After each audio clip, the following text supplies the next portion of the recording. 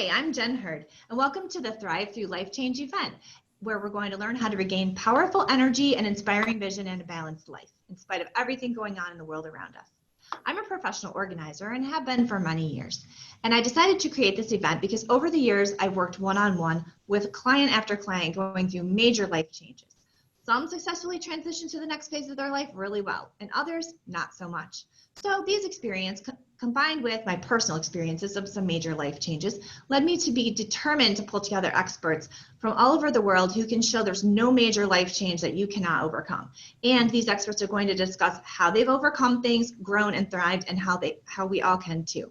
So my guest today, without further ado, is Shirkydra Roberts, and she is the founder and CEO of Impact, Aspire, Motivate Enterprises. She was born in 1990, raised in a single-family home with her mom and her two siblings, and throughout her childhood, she experienced bouts of trauma and disappointment and failure. But at the age of 20, God saved her, and she discovered she'd not only been delivered and healed from her past, but that God created in her a desire to use her life experiences for the purpose of impacting and motivating other people. So drawing from her experiences as they relate to overcoming emotions attached to childhood situations, the absence of her biological father, suicide, discrimination, and various other obstacles, Shirkydra allows her life to be an open book from which she radiates dynamic and inspiring messages that relate to many people around the world. Her pain for purpose motto, and it's not over yet mentality, is what she strives to share. So she believes that an unfaced and unhealed past can affect anyone's present and future aspirations. And fear kills dreams more than doubt or failure.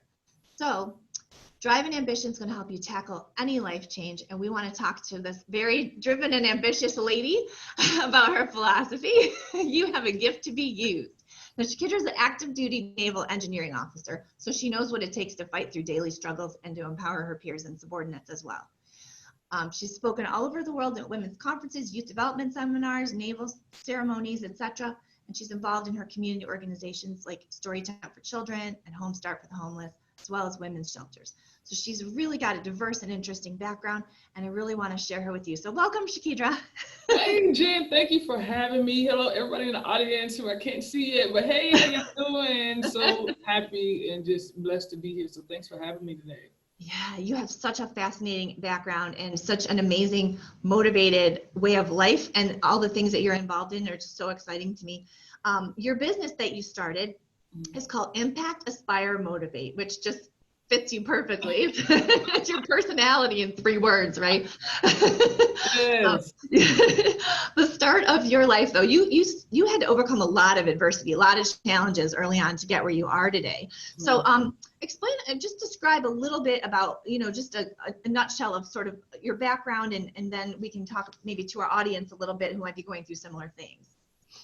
So just like Jen said, I started Impact, Aspire, Motivate in like 2018 as I started my healing process from child molestation, suicidal thoughts, and then inflicting pain on myself because I wanted to cover up the pain that I was dealing with inside. And that's when I became a cutter. I went to suicidal thoughts and suicidal actions because I was just searching for a pain to subside what I was going through and how I was feeling. So it was just like, what do I do next when in my mind I can't get it right, in my heart I can't get it right? Every morning I'm waking up and I'm wondering why. Every morning I'm waking up and trying to find a motivation. And what we tend to do is put on that mask. We put on that smile, even though, we feel like crashing, building inside. We know how to put on a face to go to work, put on a face in front of our family and friends. And I did that for so long. And one day I woke up and was like, I don't have to do this anymore.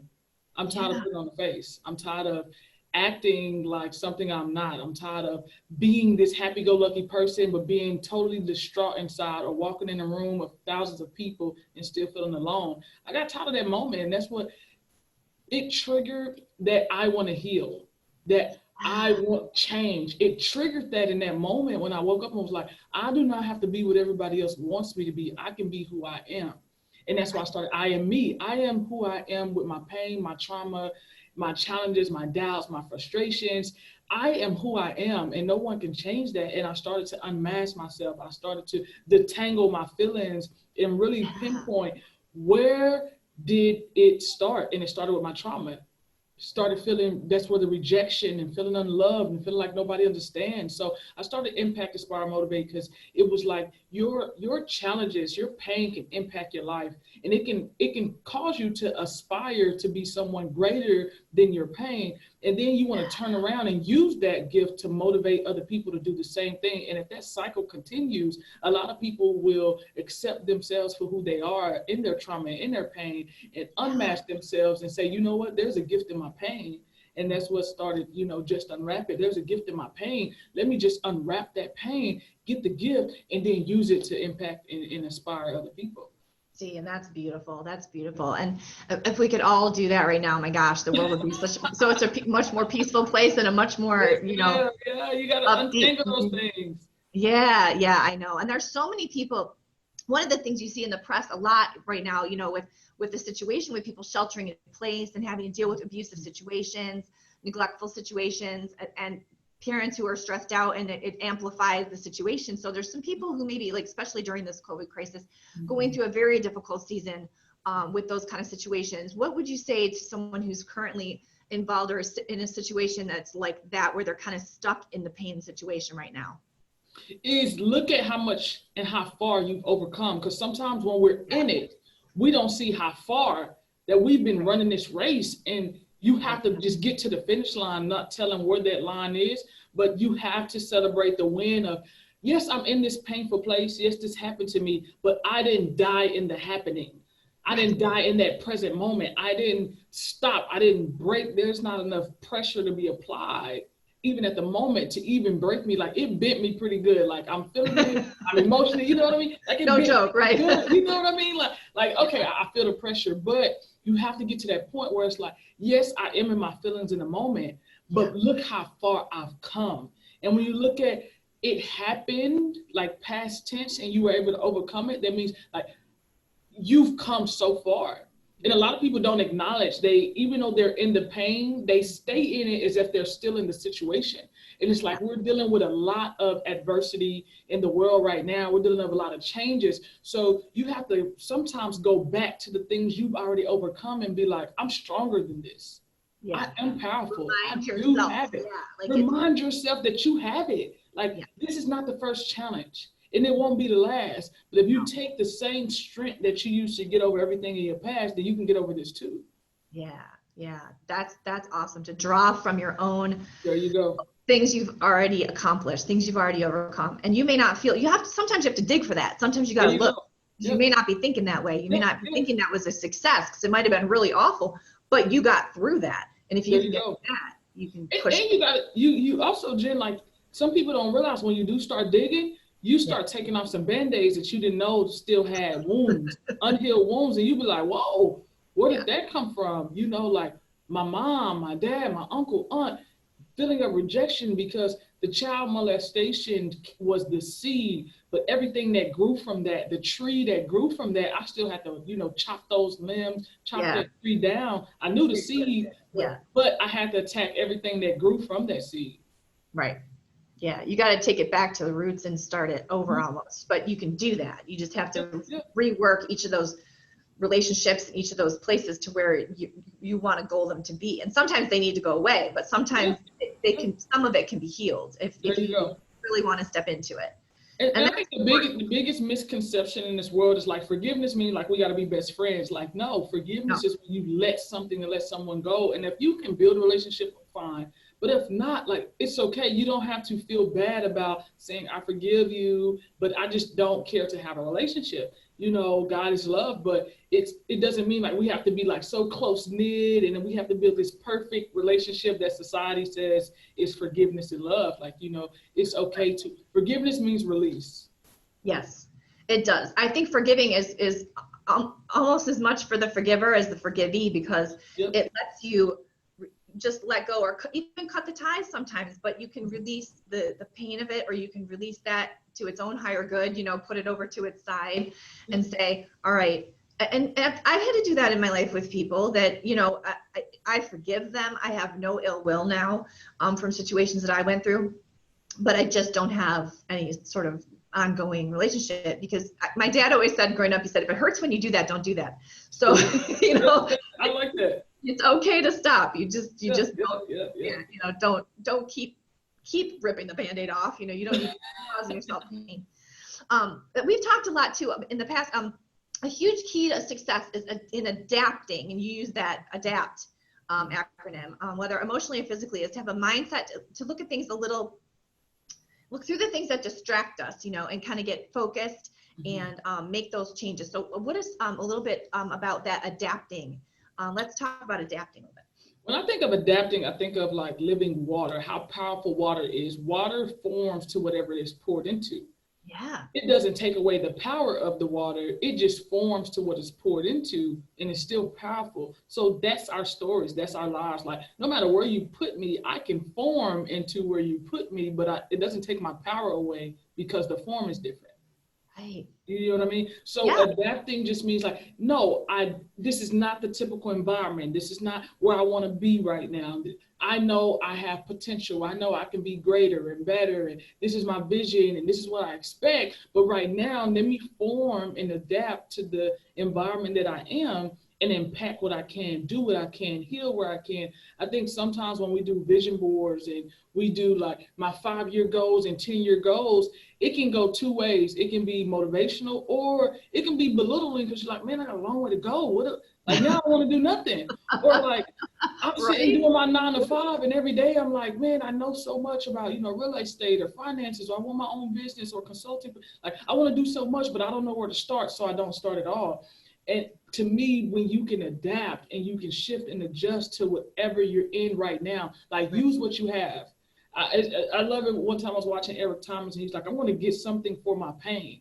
And that's how I look at it. Like you've been through too much to come out with nothing. Like you have to adapt as you go. There you go. You've been through too much to come out with nothing. So every stage takes adapting because it's change, it's difference. And humans, we don't like change. We don't like our feathers being ruffled because we're like, this is different. New boss, new coworkers, peers, subordinates, challenges, stages. It's where there's change, there's adversity. Where there's adversity, you have to adapt to it if you want to overcome it. Yeah, no, that's so true. And I think that's part of it emotionally right now. Why people are so on edge is because they haven't liked this change, this box they've been put into where they had to shelter or where they had to stop working or they had, and to them, their identity maybe was so tied up in what they were doing. Yeah. And that one thing, and then it's like they just go unhinged. They aren't adapting well. They aren't shifting. They aren't doing that, like you said, the living water thing where you flow into that situation. And I think if people can remember that right there, if that's one takeaway from this conversation, that's amazing. Like that you have to just be like water and just use that, analogy in your mind. Yeah. That you've got to flow into this. What is the next rock I got to roll over, There you go. And it's important because I'm telling you the biggest challenge right now is because, those you have those personnel where they dive so much into work that they suppress all of their feelings, emotions, pain, struggles, traumas, everything. This was the time where they had to actually face everything. Yeah. Hit them all at once. It all came out like, now you got to deal with home and you got to deal with childhood and you got to deal with family and friends and experiences and everything that you didn't deal with because you packed your life with work. You packed your life with being on the go. This time, I think it sparked a healing season because it forced so many people to face what you're dealing with internally. Because that's all you had was yourself and your mind, your thoughts.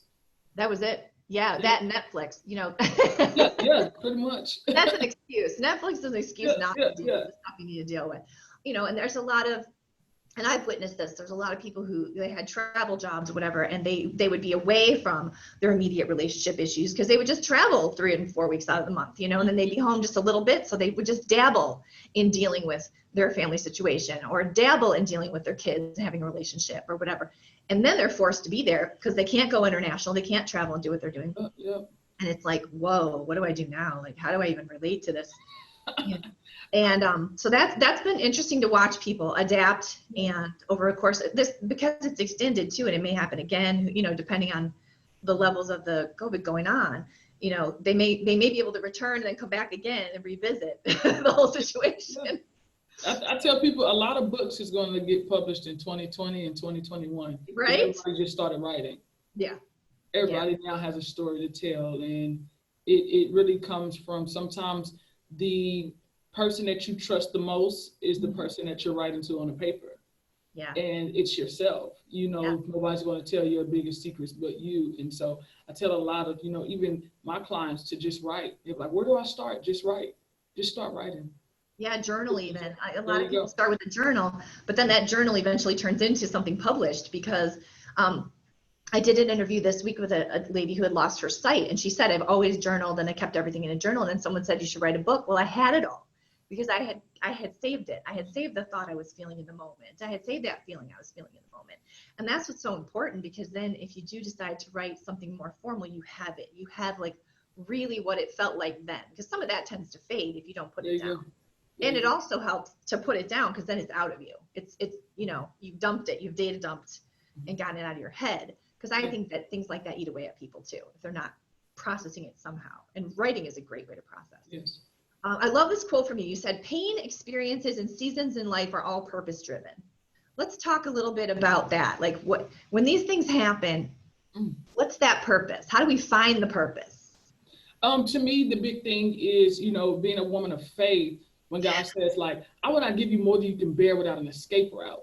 And any time we think about that scripture, we always say, God will not give you more than you can bear, but we forget without an escape route, right? Yeah. And so when I think of that completely, it's like anything I go through, you're going to create a way of an escape. Mm-hmm. And that's my strength, that's my faith, that's, whatever way, whether that's somebody that just came into my life and sporadically showed me what love really is, if that's leaders, mentors, leaders, like there's always an escape route. But two, it's like every time God, Christ in the Bible, when he went through something, he used it in parables. He used it to educate other people. So it's like, in my mind, if God allowed it to happen to me, then that means he wants to use it for his greater good. And so you have to get into that mind that my pain is not about me. My trauma is not about me, because that's just the opposition. But then the purpose behind it is to use what was produced because of the opposition. Mm-hmm. So what did my pain push out of me? What did my struggle push out of me? What did this challenge push out of me? That's what God wants to use. It's not what's the situation. That's just the challenge. That's just the enemy thinking that he's going to have victory. That's just like, okay, let me show you how strong he or she really is when she come about this thing. You know what I mean? Yeah. So it's about what is pressed through. Everybody talks about the process of diamonds, the pressure, the heat, and everything. We always use that when we want to talk about strength and beauty, but it's factual. You know what I mean? Like it's what's pressed out of you. It's what's produced after you've been through something, because you're stronger, you're wiser, you're more flexible, you're more fluent. You become that palm tree, like anything can blow, you will sweat. Yeah, you can just go. You can just go with the flow, but you will not break. Nothing will break you. So to me, there is purpose in pain, because it is what pain produces that we use. Like I wouldn't have IME. I wouldn't be a transformation coach. I wouldn't be a motivational speaker. I wouldn't be an author. I wouldn't be all those things and have a heart of love and gratitude if I didn't have the foundation of pain. Yeah. Because when you don't go through anything, you don't shift or change. It's just like, oh, my life is great. I'll be like a preacher, pastor, a teacher that never went through nothing. What you gonna teach me? Right. It's so true. Yeah. And this generation is all about OJT, on the job training. Like we are in a generation where they like, let me see. Like this is what you say. Like you can give me scripture all day, but tell me what you went through. Tell me how it worked for you. You're a business person. Like tell me how it worked for you. What did you do? You can put this PowerPoint in front of me. You can give me this philosophy. But this generation wants to know, how did you get through? How did you start your business? How did you get in real estate? How did you do it? Everything has to be personable. Yeah, it's so true. They've grown up with their cell phones, and the way they relate to their friends is all here.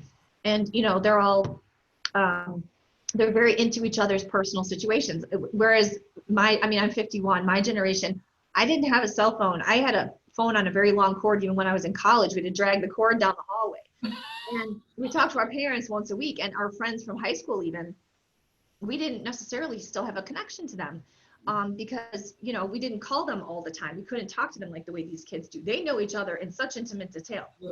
They know what's going on with each other's siblings, the parents, if somebody's having a fight. It all comes through the phone. Yeah. And social media.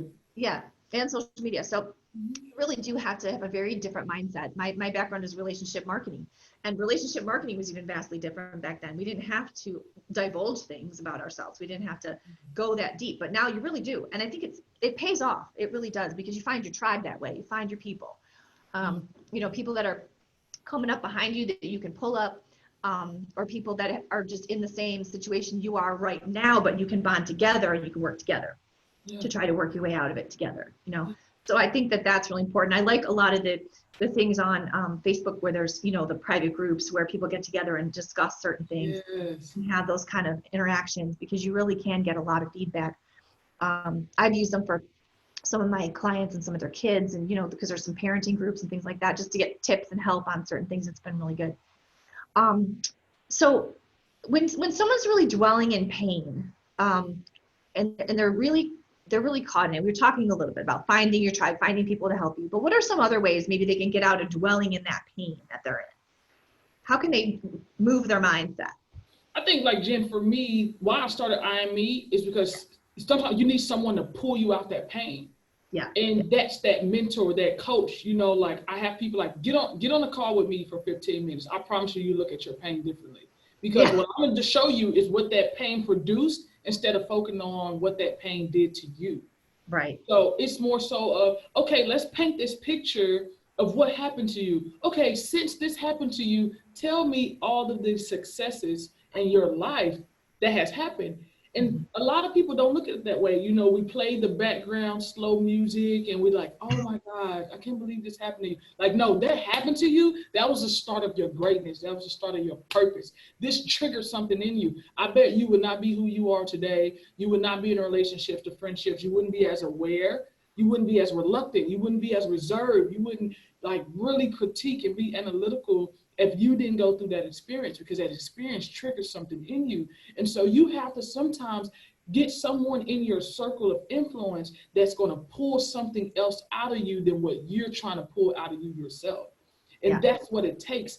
There's great leaders that are placed in significant places. There's great mentors. There's those philosophers. There's people that are the SMEs. It's a reason why they're the subject matter experts, because they've been through so much. Now they can teach it. Yeah.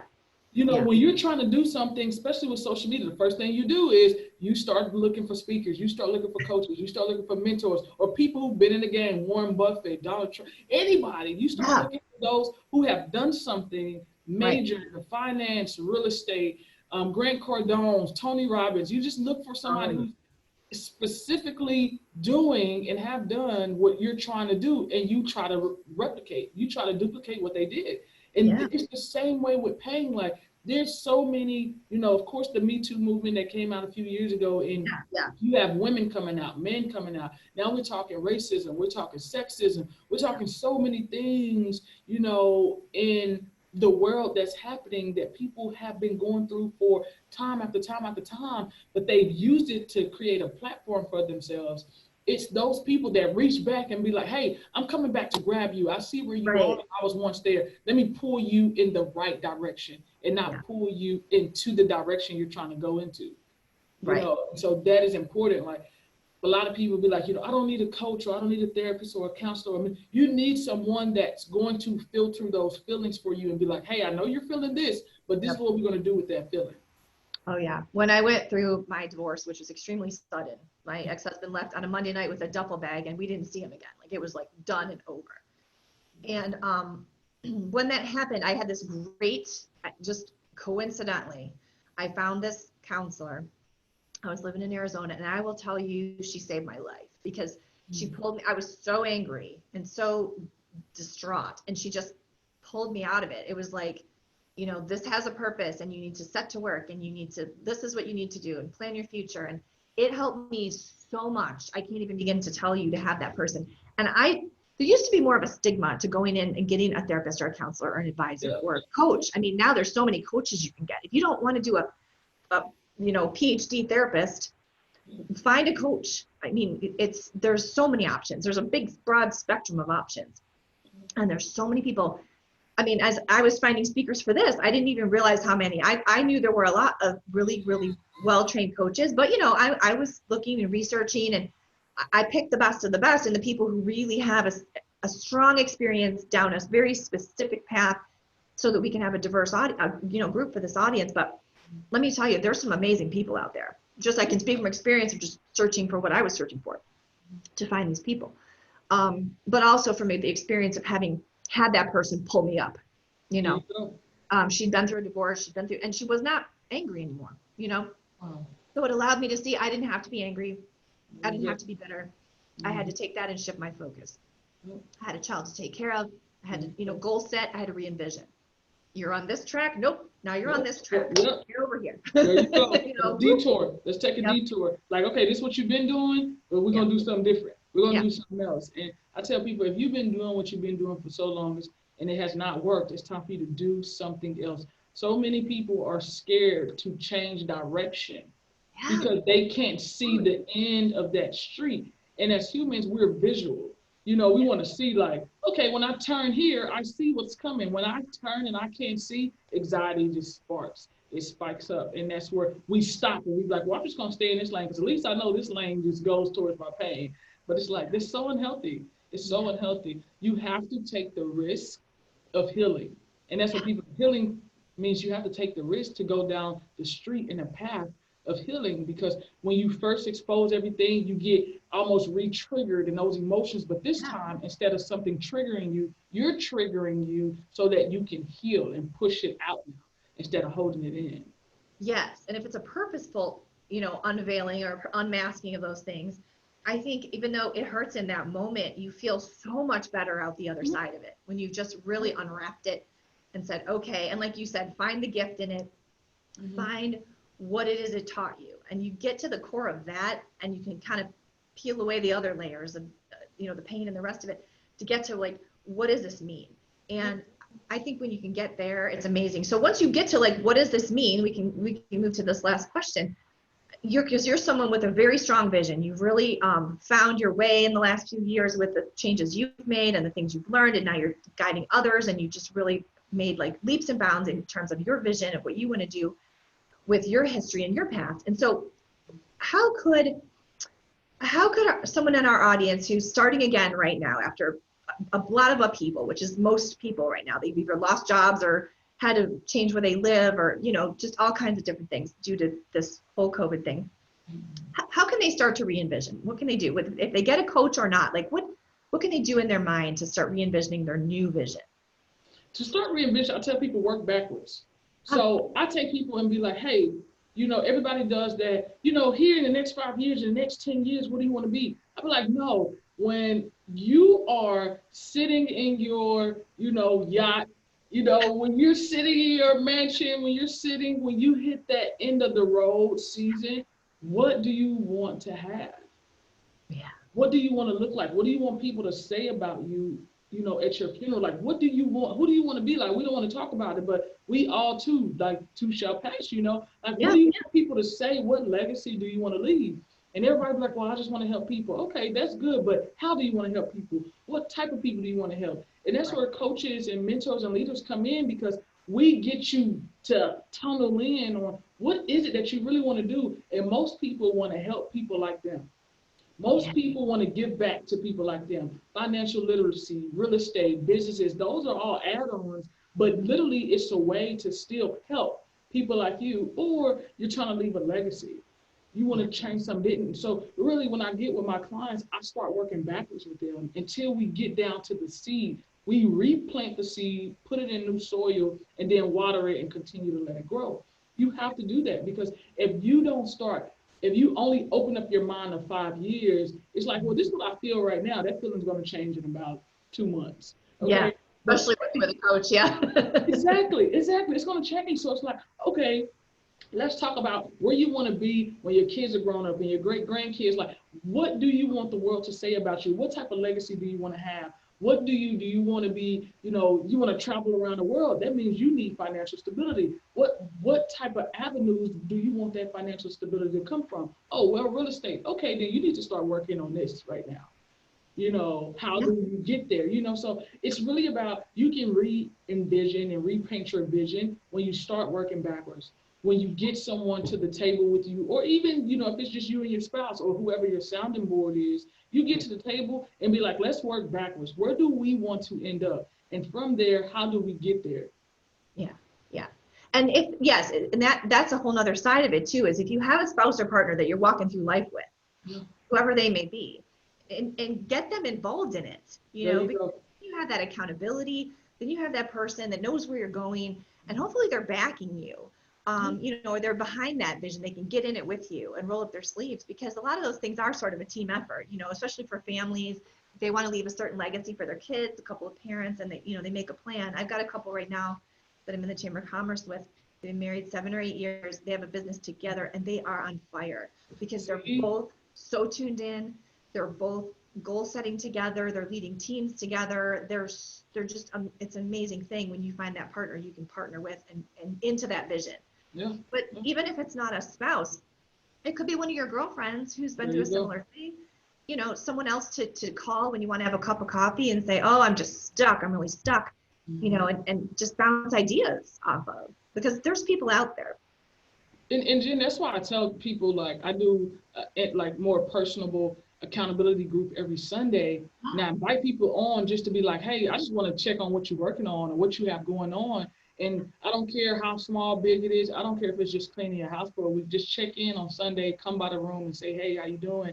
Because I try to tell people you need a circle of influence. When people be like, I don't need nobody, I'm an introvert. It's okay. I can be an introvert sometimes too. I can isolate, but I still understand the power of resources. Yeah. Like, oh, if I need financial advice, I got someone in my circle. If I need real estate advice, if I need consult, like business, events, whatever the case may be, struggles, pain, I have so many people that have been through what I've been through as well in my circle. You have to start building your circle of influence. Leaders, mentors talk about it all the time. Who's in your circle? Yeah. And they can't just, if your circle is full of people that help you suppress, help you do the bad habits, to deal with your emotions and feelings, you have to be willing to change your circle of influence. Yeah. Well, they say, isn't it, like your success is related to the 5 people you spend the most time with? You're going to have as much success as they do, right? So if they're angry, bitter, and people who are just rolling around in that pain in that place, you're not going to get out of it easily. It's not going to help you get out of it. You're not going to just stand on their back and step out of that if that's who you're with every day. Exactly. You need to get the people who are in that circle that'll let you stand on their shoulders and say, I've done this, and this is what worked and did it. Oh, I've done this, and this is what worked and did it. And you get 2 and 3 minds in a room, and that's like having 20, because then the ideas can grow a lot faster. It's exponential, but it's got to be the right people. They've got to be the right people, as you know. Yeah, that's awesome. So, okay, so we've really given our audience a lot to chew on. I think this is awesome. This has been a great conversation. I want to make sure that the audience knows that if you would like to help coach you in any way, or if you'd like her to come and speak, she's an amazing motivational speaker, as you can see. She's got such great energy, and she's amazing at what she does. So she has set up, it'll be on this page, there'll be a link to her calendar, so that you can set up a 15-minute consultation call, right? And so what are some things you might talk about on the call? She could give them an idea. The big thing as soon as you call is, a lot of people go in there, hey, how you doing? Where you from? I go right into like, where are you right now emotionally? Because hey, we can get to all the other stuff later, but right now I want to see where you are emotionally and where do you want to be, emotionally, spiritually, physically, financially. If you can put all that down, we can work from that. A lot of people get so tied into getting on the phone and being like, okay, tell me your story. No, we're going to talk about your story, but we're going to plan it in the right place to where it's not like we spend 15 minutes boo-hooing. No, as soon as you get on the phone call, it's, hey, how you doing? Nice to meet you. Where are you right now? Let's talk about that. And where do you want to be? What are you seeking? Because a lot of coaches is like, I want to coach you to where I think you should be. Like, no, where are you and what do you want to do? Where do you want to be so I can show you how to use your story to coach you through it? Yeah, and that storytelling aspect of figuring out the story, what they want the story to look like, is huge. And that is great to have a facilitator to work with you on that. So if you're interested in working, obviously, what you could just please, follow the link on the page here, and you can definitely set something up with her, have a conversation. She'll be able to talk to you a little bit more about what your goals might be and help you move forward if you're interested. I really want to thank you today so much for coming on and talking to our guests and our viewers. And I want to remind everyone to tune in because this is a 21-day Thrive Through Life Change event. So there's speakers every day. So please tune in. We're going to have a lot of different themes of life change and how to overcome these transitions and have your success and energy and a new and improved vision like we were just talking about. So this is Jen Hurd and Shirkydra Roberts signing off. Hope everyone has a great day and we'll see you soon.